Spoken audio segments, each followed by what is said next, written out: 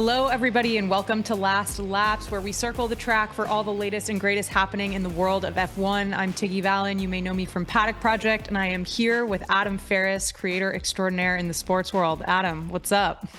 What up, Tiggy? How we doing? Good. Are you recovered from Vegas?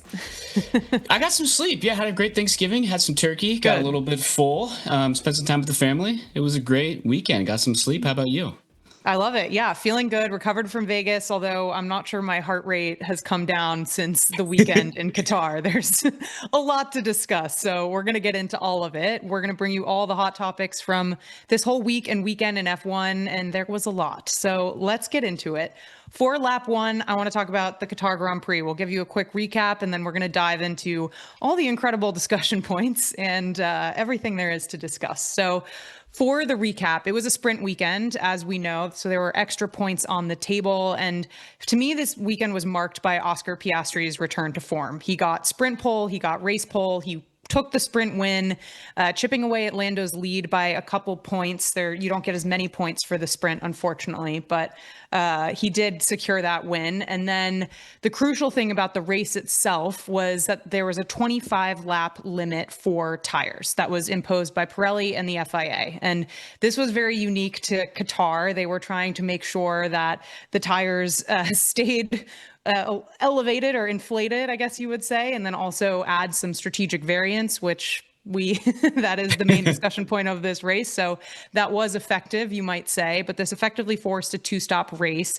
And where this became interesting in the race was there was an incident between Pierre Gasly and Nico Hülkenberg that caused a safety car on lap 7 and lap 8. So that created a whole pit stop debacle where the two McLaren drivers were out front. They did not dive into the pits under the safety car, and Max and literally every other driver except for Esteban Ocon did. And so they essentially got what was a quote unquote free pit stop under that safety car, which was a questionable decision at the time, but turned out to be the right one for sure. And that handed Max the win.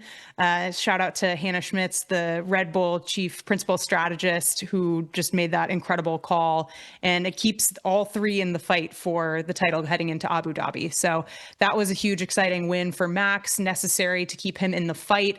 Really disappointing for McLaren drivers. And then, of course, we also had a Carlos Sainz podium, and we'll talk about what that means for Williams. But Adam, what did you think of this race? I want your takes overall.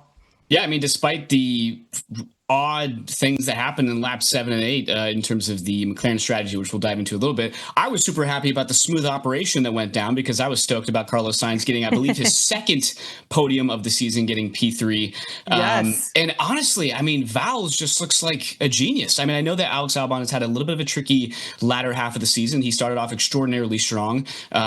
And then Carlos has just come up from, the end here, the rear, and has really pulled in and made Vowles and the whole Williams team just look very smart. And he looked like a genius himself. And so, yeah, I just wanted to hear, kind of what your thoughts were, Williams moving forward. What can we expect from them? Happy for Carlos. I know you're a Carlos fan yourself, Tiggy. Yeah.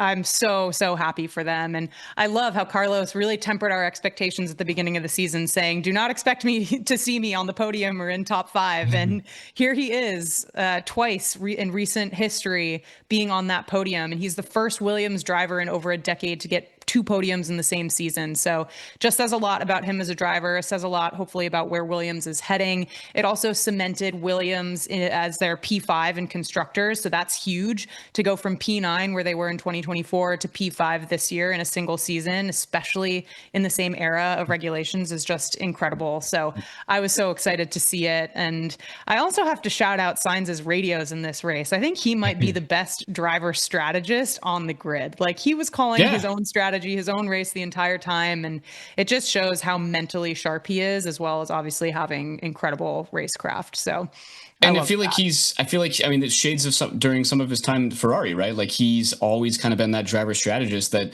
seems to make the right call. And it's so funny because I know this is his second time P3 this year, right? I believe. And it makes me think of the clip of that guy that was running alongside the car that was, having Carlos Sainz and Charles Leclerc. And he goes, I want to see P3. Yeah.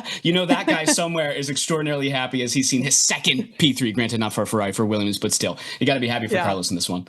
Well, and not for Ferrari, but where is Ferrari? So Carlos was way ahead of them. He's had 2 podiums before Lewis has gotten his first in a real race in Ferrari. Obviously, Lewis had his sprint win back in China, but yeah, I'm sure Carlos is feeling good. I'm sure James Vowles is feeling incredible, and I'm Yeah. just so happy for Williams and everyone involved there.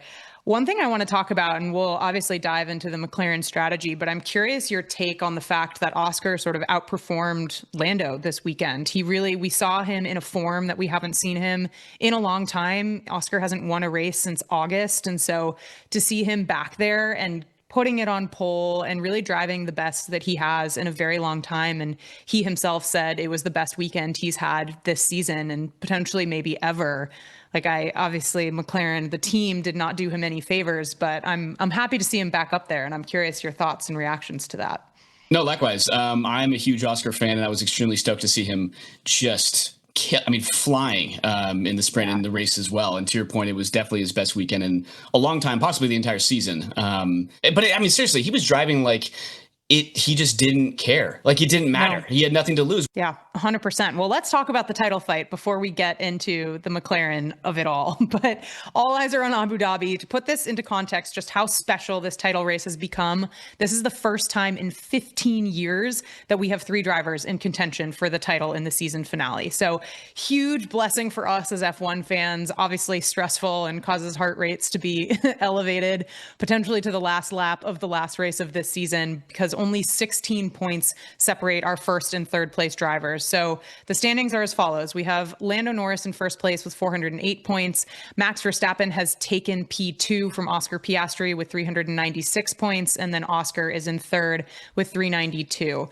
So just to go through the scenarios and what each needs to do to potentially win this championship. So for Lando, the math is easy. He needs to be on podium. If he's on podium, this title is his. He basically controls his own destiny. So even if Max wins the race, even if Oscar wins the race, if Lando is on the podium, he will take this championship. And he has had a podium 17 out of the 23 races so far this year. So again, not a betting woman, but if I was, that could be a pretty good statistic to throw out.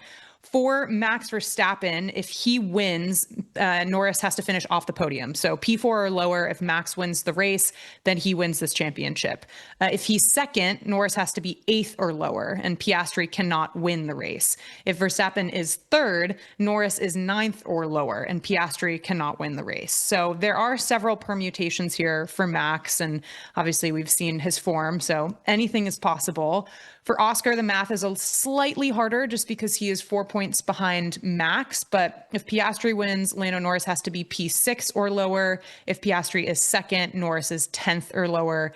And Verstappen has to be 4th or lower. So a little bit complicated there, but there are paths forward for each of the 3. And Adam, I'm curious what your predictions are for who's going to take this title in Abu Dhabi. Oh, I mean, coming off of the difficulty of what we just saw of the McLaren strategy, which I kind of want to dive into in conjunction with my prediction. But in the beginning of the season, it seemed like it was the duel of the McLarens. They were side by side. Every race it was 1-2. Every race it was either Lando or it was Oscar. And they almost kind of looked like 2 gazelles in stride, just together. And just one race, one would be slightly ahead of the other.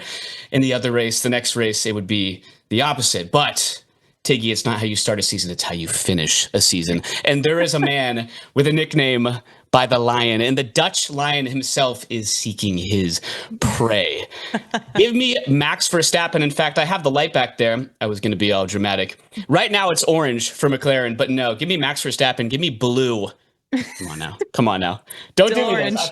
Give me blue. Give me Max Verstappen in what will be 1, an extremely dominant win and race for him. And number 2, another just failure of strategy by the McLarens, and more so on the Lando side. I hate to say this. I hate to, give him this bad juju and give the McLaren the bad juju, but I just think but frankly, both drivers are just, for different reasons, distraught in kind of how this panned out. And we haven't even talked about lap 7 and 8, frankly, of Qatar, but I would love to dive into that because, there's a lot that we can talk about. And frankly, I don't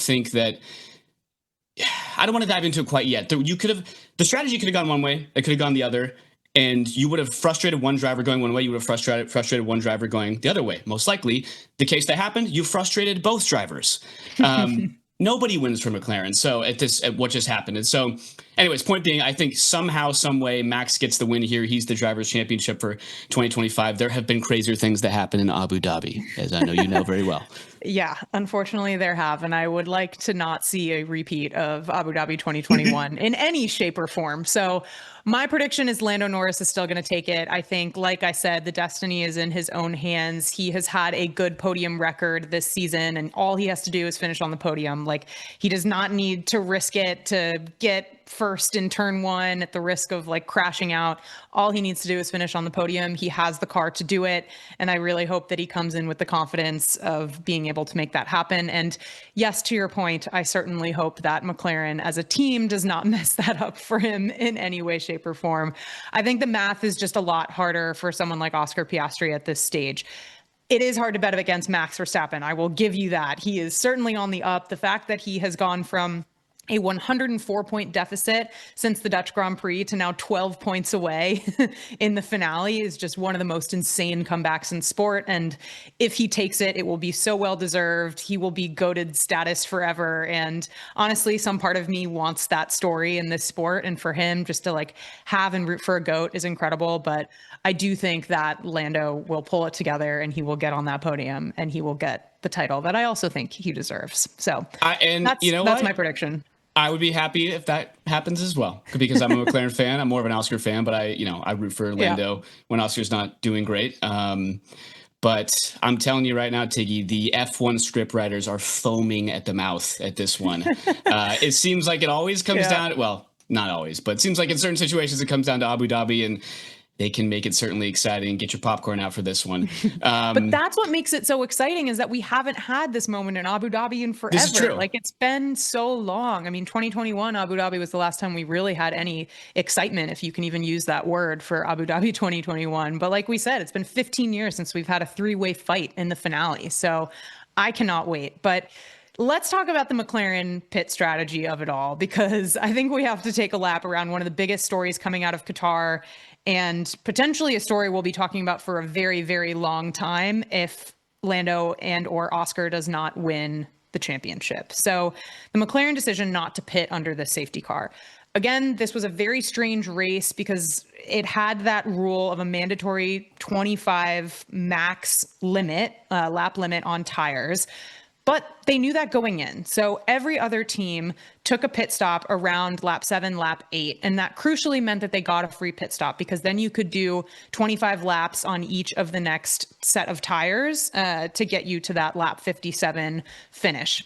McLaren was running 1 and 2. They made the decision not to pit. It was unfortunately a curse for them that they had to make that decision before knowing what any other team would do. But it unfortunately not only cost them a podium in Qatar, at least for Lando, it may have cost them the world championship. And Oscar, at the end of the race, his radio was just like, I'm speechless. I don't have any words. It's just the worst thing of all time. He said it was like the best race weekend that he's had in a car in forever. And then the team goes and ruins that by making a strategy call that in hindsight makes absolutely zero sense. And that's after Las Vegas, where they had a double disqualification due to no fault of the drivers themselves. So it's just really, really frustrating. And I have some thoughts around that decision and why or why not they may have made that. But Adam, curious your take on that, because I know you're opinionated on this subject.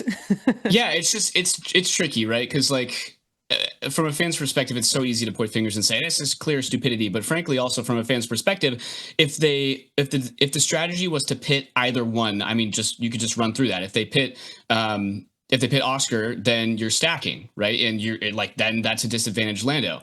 If you pit Lando first, then people are thinking, oh, they're prioritizing Lando. Then people go up in arms and get frustrated. And so, and also fans have to remember it, like, granted, yes, the safety car came out. It's still a split-second decision. Yes, you can look at how other teams are preparing. It is still a split-second decision. Was this a failure of papaya rules? I don't know. I've been reading on Twitter, on Reddit, that's the discourse around what exactly papaya rules applied here. Was this a failure of the strategy? Was this a failure of papaya rules? what could it be? The outcomes have gone differently. Like, it just, I don't know. It's just, I don't think, I mean, to be honest, I don't know what the right answer is. Do you? I mean, it's like, Yeah. there's so many armchair principles here, and you can point fingers literally any way. I frankly just feel bad for the drivers because, like I said, whether you prioritize one or the other, the outcome was that both drivers are frustrated. Totally. I mean, the only silver lining of it all is that it happened to both drivers and they didn't Right. favor either one of them. But like, I'm sure a lot of people argue against even that as being a silver lining because it's like, well, just favor someone at this point because this papaya rules thing is clearly not working. I think McLaren immediately knew that they royally messed up and they were just praying for another safety car, which never came. And I think what they were trying to do is preserve what they said to Lando when he questioned the strategy on the radio was this flexibility at the end. They didn't know which tires were going to work, and they wanted to preserve the flexibility of that. But unfortunately, it's Qatar, where it's very difficult to pass on this track. I think on a different track, the strategy of fresher tires, more stops might have worked. They might have been able to carve through the field. But just given how hard it is to pass on this track, it was a hugely, hugely risky move. So I think they were, A, trying to preserve flexibility. And then I think also, B, they were just trying to, I don't know, yeah, maybe not favor one driver or the other. But here we are in a absolute horrible, horrible situation. I have zero experience actually within Formula One. Obviously, I will never become a team principal, but in my mind, banking your strategy entirely on a second safety car just seems like a very, very low percentage chance. And I don't know why you would ever do that. And that's the only justification that they seem to have without admitting, like, yeah, papaya rules doesn't work.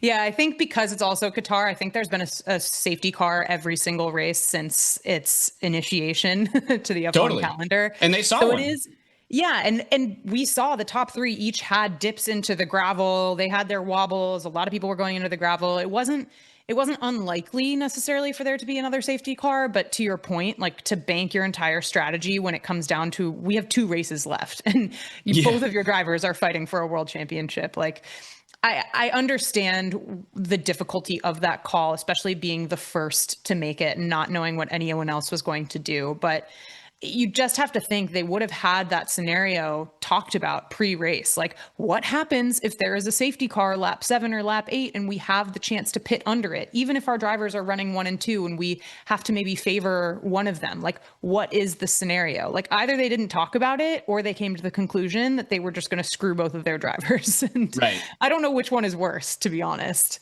Yeah, you bring up such a good point. It really is just a game of preparation. It seems like there was lack of preparation in this instance, and that's how it played out.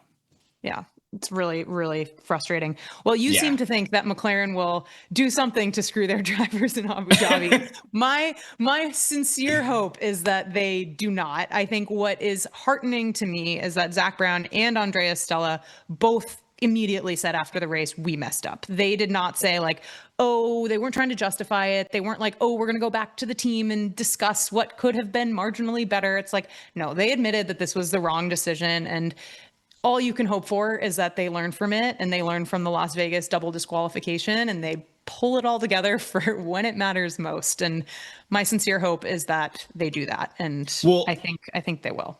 And Tiggy, to throw a little bit of a wrench into things, as we talked about in the past, that's the right answer to say from both of them, whether they truly believe it or not. Totally. Will we ever hear the truth? No. But that was the right answer from both of them. But I just wonder if there's some underlying... Yeah, I would love to hear the unfiltered version behind the scenes because that would be a great Drive to Survive episode. Well, I hope that we get some footage of that because we have both drivers fuming. Oscar posted a picture on Instagram with no caption and no music, which is very rare from him. And Lando didn't have a single word to say in the post-race radio. You know, you usually hear them say something and they play the top 3, top 4 radios, and there was nothing. It was just silence from him. And so obviously both of the drivers are fuming. I have to imagine they feel incredibly let down. But as we have said in previous episodes, and as we will continue to say, like, it's a team sport and you win as a team, you lose as a team. And unfortunately for those 2 drivers right now, they're losing out at the hands of their team, but hopefully they will pull it together. I would just like to say one thing though, Tiggy, although I'm subtly rooting for Lando, my prediction for the Grand Prix winner last week was correct. True that. It was. And you could have been potentially even closer. I think you said Kimi Antonelli on podium, and he was close. I So did. I think I did. Yeah, we like to bring up rookies, so I think I you did. said But rookie podium. I did say Lando for sprint winner. Obviously, that didn't happen. Then you said the vice versa for both. But I think I said Max sprint win and Lando race win, which obviously neither came true. So yes, this is why I don't put money on these things. I just throw them out there. And we're I going to didn't do the either same this for time, but yeah. Abu Dhabi. Well, let's talk about someone who did make all the right decisions in Qatar, because I think we need to talk about Hannah Schmitz. Obviously, Max is an incredible driver, but really this came down to a strategy call. And Hannah Schmitz, principal strategy engineer for Red Bull, was the woman behind it. And what makes it even more special for me is not only that she made that call to have Max pit under the safety car, but that she was questioned on it and she doubled down. She was asked, "Are you sure this is the right decision?" She was met with questions because, like we were saying, it wasn't an inherently obvious decision in that split-second moment. But in hindsight, obviously it was. And I just love that she stuck to her guns and she was like, yes, this is right. And I don't want to say single-handedly, it's a team effort, but that call really made Max, give Max that opportunity to win. And I loved that Red Bull sent her up to the podium. They gave her the recognition for another job well done, and rightfully so. So I'm so happy for her. And yeah, I'm curious your thoughts on the strategy behind it all, because Hannah is the MVP of this race to me. Yeah, I'll keep it short and sweet. You pretty much said everything. I mean, I'm so happy that she got the flowers she deserved from the team. It was the right call. To your point, she doubled down, which I'm glad she was able to do that and felt that she could do that within the team and people could trust her. And it was the right call. So yeah, awesome for her. Awesome job and much success in the future. Yeah, Red Bull teamwork is, I think, something to be beholden. Like, they really seem to hook it up on the strategy every single time when it matters in a way that McLaren just doesn't. And so to celebrate Hannah on that podium, especially when it was McLaren strategists that failed to deliver either of their drivers a win, I think sends a certain message to the McLaren team, is like, you need your own Hannah Schmitz. And I hope they get one. Not to say anything too bad about the McLaren engineers themselves. I'm sure they're doing what they can, but Hannah Schmitz she seems to be on another level. And I don't know, you hear the comments that Max Verstappen makes when he's asked about all of this. And he's like, look, I'm in the position I'm in, not because of the car I have, but because of the mistakes other people are making. And Red Bull is just not making those mistakes. Maybe the car is not as great, but Max isn't making any driving mistakes. And that strategy and that pit wall is they're not putting a foot wrong. So totally. yeah. I mean, we talk about preparation, and she's probably ran through that situation at least 100 plus times, and clearly she was confident in it. She doubled down. It was the right decision. End of story. Yeah, end of story. Well, what's not end of story? We have to talk about the Kimi conspiracy. Kimi Antonelli. I'm wearing my Mercedes solidarity hat for Kimi Antonelli because he continued his strong rookie season in Qatar. He finished top 5 for the 3rd time in a row, but it did not come without a bit of a black cloud hovering over him. So what happened was Kimi was running P4 for a lot of the latter part of the race, and Lando passed him on the second to last lap to take 4th place, with Kimi then finishing 5th. And with every point mattering in the drivers' championship standings, some people questioned Kimi actually letting Lando pass. Like, even Max's race engineer, GP, came on the radio and was like, it looks like Kimi just let Lando pass. And then Helmut Marko, the Red Bull advisor, very infamous man, said it was so obvious Kimi waved Lando by, which is an insane thing to say. Like, an absolutely insane allegation to make against a 19-year-old trying to fix the drivers' championship in some way or meddle in that. First of all, This kid is 19 years old in his rookie season. Second of all, watch the replay footage before you say something like that in public, because the consequences of that, as we've seen now, are huge. So many people on the internet are falling into this narrative so passionately that Kimi actually blacked out his profile picture due to all the online abuse. He's getting death threats. It's horrible what is happening online to him. And again, he's a teenager in his rookie season. And if you watch the replay, he lost control of the car. And so that to me is just horrible. I feel awful for Kimi, and Toto Wolff came out with some strong comments about that as well. And how crazy it is to even be saying something like that. And so much so that Red Bull came out with an apology saying that the replay footage does indeed show him losing control, and apologizing and regretting that this has led to some online abuse for Kimi Antonelli. But yeah, wearing my Kimi solidarity hat for him. And Adam, want to know your thoughts on all of this, because it's just so frustrating. Yeah, were the Helmut Marko comments made post race? When exactly were those made? Yeah. Post race? Yeah. That just is absurd to me, because it's one thing to make those comments in the heat of the moment mid race, and it's still not justified at all by any means. I'm not saying that. But the fact that you had already, like, the race had concluded, Max won, like, it had absolutely no effect on the outcome for him. Why even say that? Like, why even make the comments? There doesn't make any sense to me. To your point, Yeah. he's a Helmut Marko, an infamous man. There's absolutely just no reason to throw, to your point, a 19-year-old under the bus. A rookie who in his first season is still learning the ropes, frankly. He's had a fantastic rookie season, but he's a young kid. I mean, for Pete's sake, he should be figuring out what snack he wants post-social studies at the 7-Eleven, not being worried about the whole world giving him death threats. Like, it's insane. Yeah, it's horrible. And by the way, not that this is even a relevant fact, but Kimi loves Max Verstappen. Kimi would not be like throwing the championship in anyone's favor, and let alone against Max Verstappen. Like, he's a driver that he really looks up to and is a mentor to him in a lot of ways. So yeah, it's just crazy. I was honestly shocked to hear GP say that on the radio. I get that maybe he was like kind of joking or hadn't really seen, but when I even heard that on the radio during the broadcast, I was like, that's a crazy thing to say. Yeah, like, I would say most rational, logical people were like listening and watching and kind of did at least a squint of the eyes, like, no, he didn't. He definitely didn't mean to just wave him by. Like, there's absolutely no way. But yeah, really disappointing comments from Helmut Marko, but kind of expected.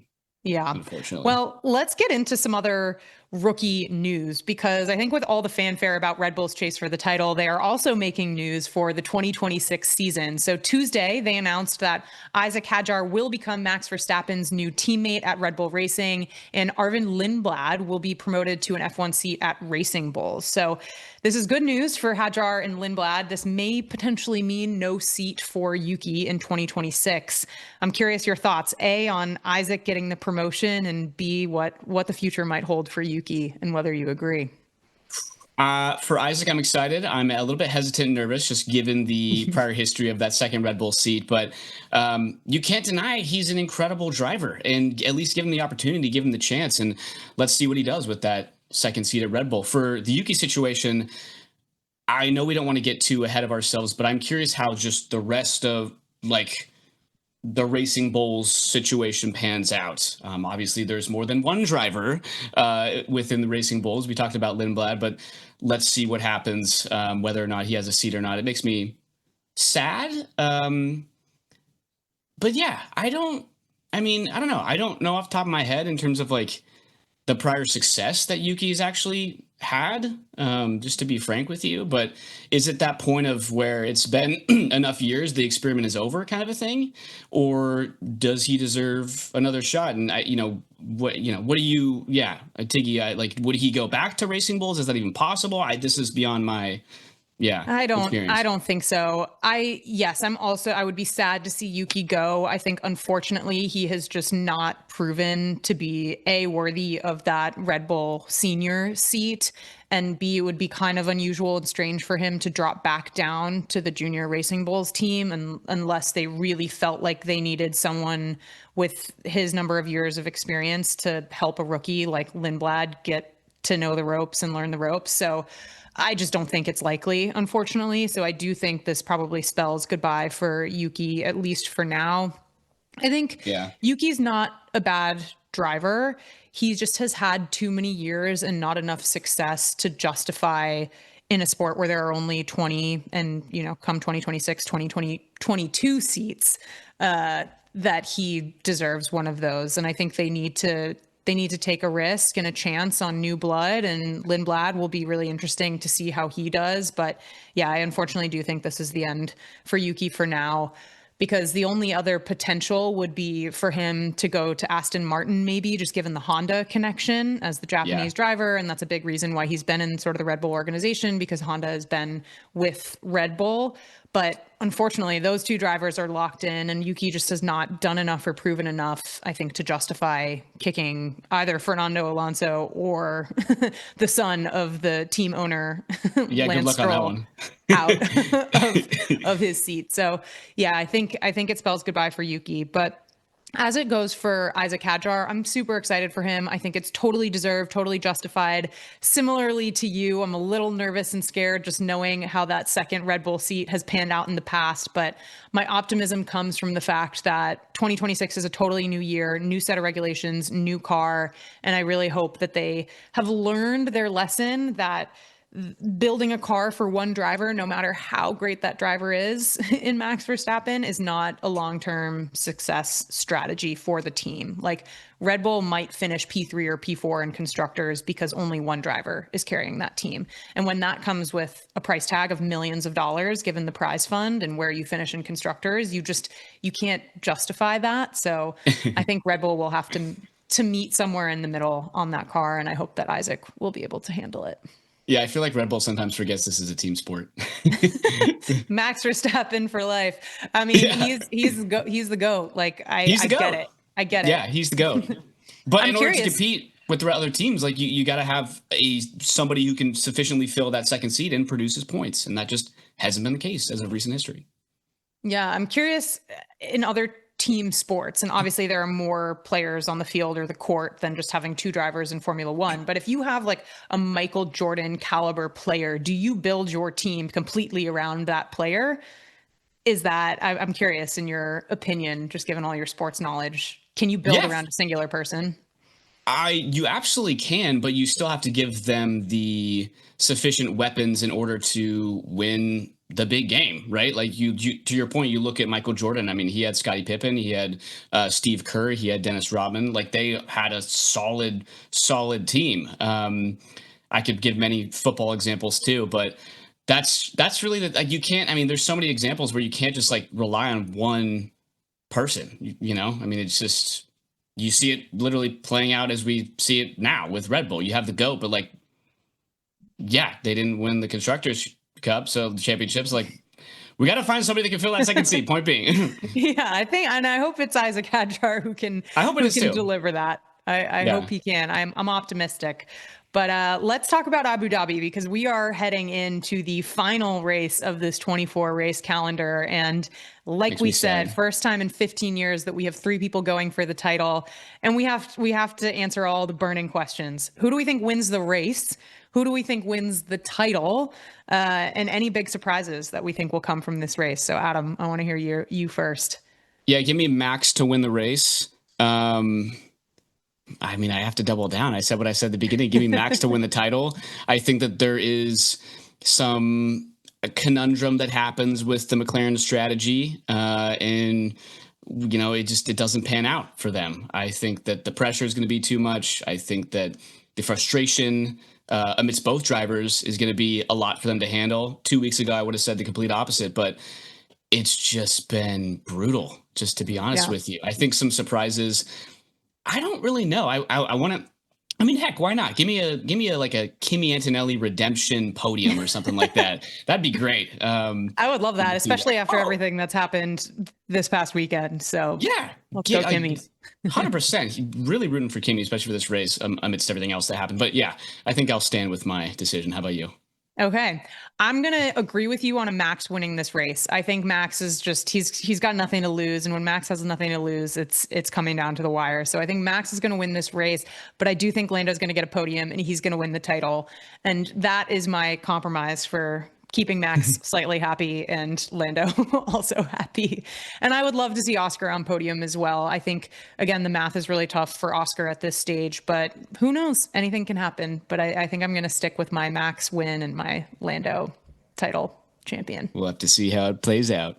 But I would love for a rookie, like a surprise rookie, to be up there. Like, give me Bortoletto in the top five, or give Oh me, yeah, I don't know, Liam Lawson, someone. Just give me someone in the top five who we haven't seen in quite some time or at all. So I love a good underdog story. Give me somebody we haven't seen in a while. Yeah, I'm totally with you. Give me Isaac Hadjar. Give me Gabby. That would be crazy to see him on the that'd be podium. iconic. Yeah. Iconic. Anything can Yeah. happen in this last race of this incredible season. Well, that's going to do it for us today. You can catch more last laps on Motorsport's YouTube and social channels, and we will catch you next time. See ya.